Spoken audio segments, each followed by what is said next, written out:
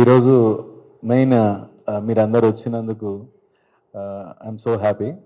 బేసిక్గా ఈరోజు కలవడానికి మెయిన్ రీజన్ ఏంటి అంటే తెలంగాణ ఎలివేటర్ అసోసియేషన్ మేము 2018లో ఫామ్ చేశాము.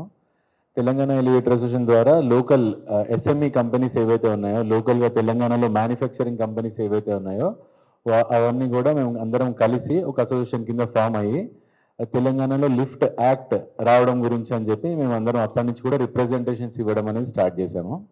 నా పేరు అవినాష్, నేను తెలంగాణ ఎలివేటర్ అసోసియేషన్ ప్రెసిడెంట్ని. గౌడ్ గారు Bharat engineering enterprises manufacturing company ఉందండి, ఆయన జనరల్ సెక్రటరీ. సిబి ఫ్రాన్సిస్ గారు రోష్ ఎలివేటర్స్ నుంచి, ఆయన joint director. And JR1 lifts private limited నుంచి జనార్దన్ గారు కూడా జాయింట్ డైరెక్టర్. మా అసోసియేషన్లో ఇట్లా తెలంగాణలో ఏవైతే మ్యానుఫ్యాక్చరింగ్ కంపెనీస్ ఉన్నాయో వాళ్ళందరం కూడా కలిపి అసోసియేషన్ ఫామ్ చేసుకోవడం జరిగింది.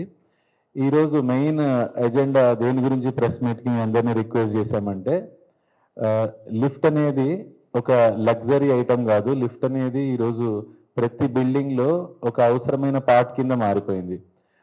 లిఫ్ట్ కొనుక్కున్న వాళ్ళు కానివ్వండి, లిఫ్ట్ వాడుకునే వాళ్ళు కానివ్వండి, అంటే ప్రతి ఒక్కళ్ళం లిఫ్ట్ కొనుక్కోము, కానీ ప్రతి బిల్డింగ్లో వెళ్ళినప్పుడు మనం లిఫ్ట్ అనేది వాడుకుంటూ ఉంటాము. సో ఈ లిఫ్ట్ అన్ని బిల్డింగ్స్లో కూడా అఫోర్డబిలిటీ రావాలంటే, ఎట్లా అయితే కరోనా టైంలో గవర్నమెంట్ మా అసోసియేషన్ విజ్ఞప్తిని గుర్తించి లిఫ్ట్ని ఒక ఎసెన్షియల్ సర్వీస్ కింద డిక్లేర్ చేసి, ఆ ఎసెన్షియల్ సర్వీస్ కింద లాక్డౌన్ పీరియడ్లో కూడా అన్ని కంపెనీస్ కూడా కస్టమర్స్ ఎవరన్నా కనుక ప్యాసింజర్స్ లిఫ్ట్లో ఇరుక్కుంటే వాళ్ళకి సర్వీస్కి ఇబ్బంది కాకూడదని చెప్పి మా అన్ని కంపెనీస్కి కూడా పాసెస్ అనేవి ఇచ్చింది, ఎసెన్షియల్ పాసెస్ ఇచ్చింది. ఎట్లా అయితే హాస్పిటల్స్కి, పోలీస్కి వీళ్ళందరికీ పాసెస్ ఇచ్చారో అట్లా మా అందరికీ కూడా లిఫ్ట్ ఇండస్ట్రీలో పనిచేసే ప్రతి ఒక్కళ్ళకి కూడా పాసెస్ అనేవి ఇవ్వడం జరిగింది. ఎందుకంటే లిఫ్ట్ అనేది ఒక ఎసెన్షియల్ సర్వీస్ కింద గవర్నమెంట్ ఇంతకు ముందే గుర్తించింది. సో ఇప్పుడు కూడా GST ఏదైతే ఉందో, ఇప్పుడు GST 2.0 న్యూ రిఫార్మ్స్ వచ్చాయి. సెంట్రల్ గవర్నమెంట్, స్టేట్ గవర్నమెంట్స్ కలిసి మన ప్రతి ఐటమ్ పైన ఏదైతే కాస్ట్లీ ఐటమ్స్ ఉన్నాయో, లగ్జరీ ఐటమ్స్ ఉన్నాయో వాటిపైన సేమ్ ఛార్జెస్ ఉన్నాయి. కొన్నిటిపైన ఛార్జెస్ పెంచడం జరిగింది. కానీ ఏవైతే ఎఫోర్డబిలిటీ రెగ్యులర్ ప్రజలకు ఏదైతే అవసరం ఉందో ఆ ఐటమ్స్ పైన GST అనేది తగ్గడం జరిగింది. సో అట్లానే లిఫ్ట్కి కరెంట్లీ 18% GST ఉంది. సో బేసిక్గా ground plus 4 floors, ground plus 5 ఫ్లోర్స్లో మిడిల్ క్లాస్ పీపుల్ అనేది లిఫ్ట్స్ వాడుకుంటూ ఉంటారు. 10 lakh రూపీస్ లిఫ్ట్ ఉంటే దానికి ఆల్మోస్ట్ 1,80,000 రూపీస్ అనేది GST కింద అవుతుంది. కాబట్టి ఈ GST ఏదైతే పర్సంటేజ్ ఉందో 18% కాకుండా దాన్ని తగ్గించిన, లేదంటే ఎసెన్షియల్ సర్వీస్ కింద గుర్తించి ప్రతి ఒక్కళ్ళకి అందుబాటులోకి తెస్తే బాగుంటుందని గవర్నమెంట్కి మీ ద్వారా మేము విజ్ఞప్తి చేయడం గురించి అని చెప్పి ఈరోజు ప్రెస్ మీట్ పెట్టడం జరిగింది. అట్లానే మీరు చూస్తే కనుక తెలంగాణలో హైదరాబాద్ నుంచి తెలంగాణ మొత్తానికి అట్లానే ఆంధ్రాకి నెలకి ఒక్క నెలలో 5,000 లిఫ్ట్లు అనేది సప్లై అవుతున్నాయి. 5,000 లిఫ్ట్లు అంటే ఒక్క లిఫ్ట్ ఇంచుమించు 8 లక్షలు. సో 5,000 లిఫ్ట్లు నెలకంటే ఇంచుమించు 400 కోట్ల రూపాయల బిజినెస్ అనేది జరుగుతోంది తెలంగాణ నుంచి.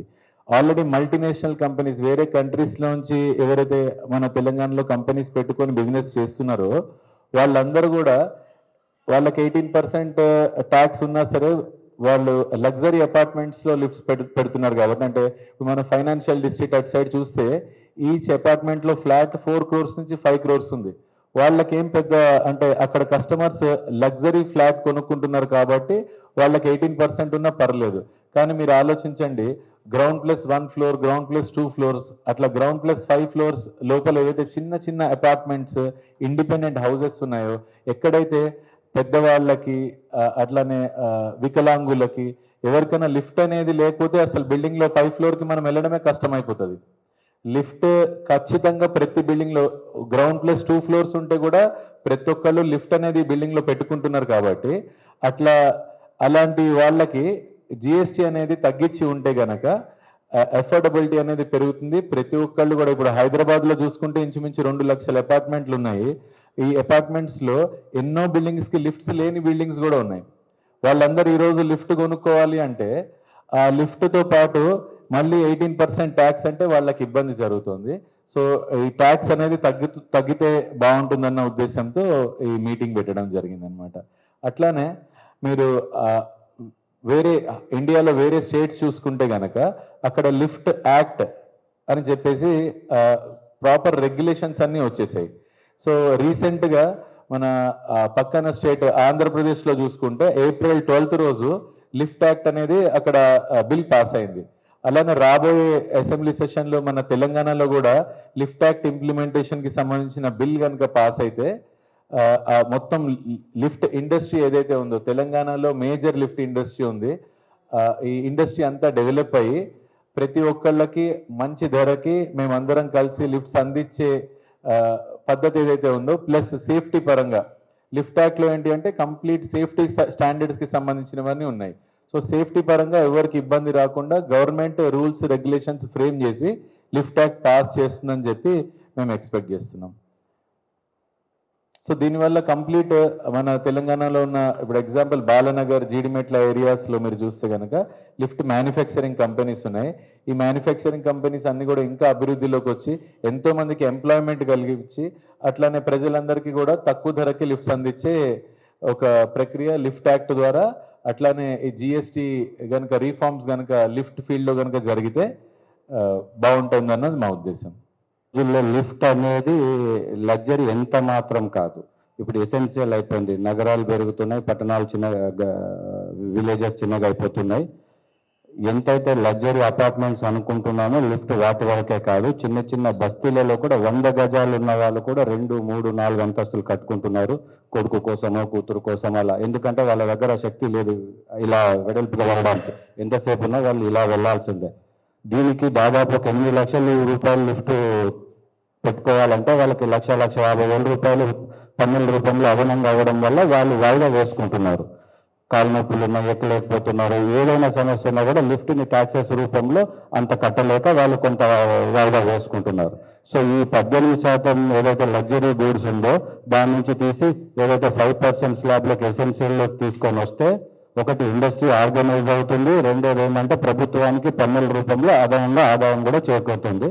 మా విన్నపం ఏంటంటే జిఎస్టీ కౌన్సిల్కి ఇది లగ్జరీ నుంచి తీసి ఎసెన్షియల్లోకి తీసుకురావాలని కోరుతున్నాం.